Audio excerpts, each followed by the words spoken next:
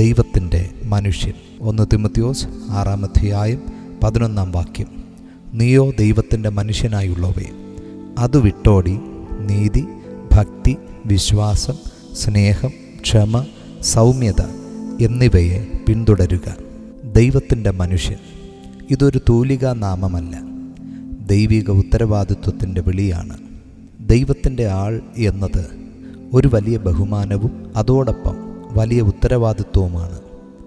ദൈവത്തിൻ്റെ മനുഷ്യൻ എന്നത് അവർ ദൈവത്തിൽ നിന്നും ഉള്ളവരാണ്.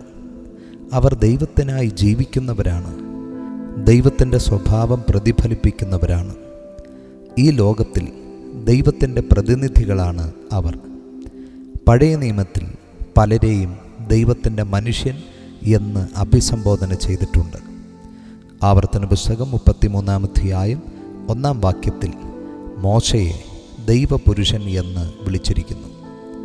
ദൈവഹിതത്തിനായി സ്വയം സമർപ്പിച്ച ഒരു മനുഷ്യായുസിൻ്റെ നല്ലൊരു ഭാഗവും ദൈവത്തിനായി ജീവിച്ച മോശ ഒരു ദൈവപുരുഷനായിരുന്നു.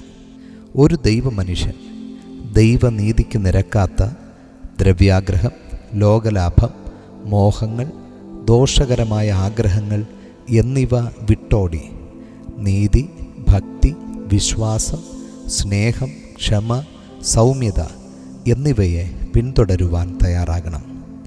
പ്രിയമുള്ളവരെ, ദൈവം നമ്മുടെ കഴിവിനെയും സ്ഥാനത്തെയുമല്ല, വിനയവും വിശ്വസ്തതയുമാണ് നോക്കുന്നത്.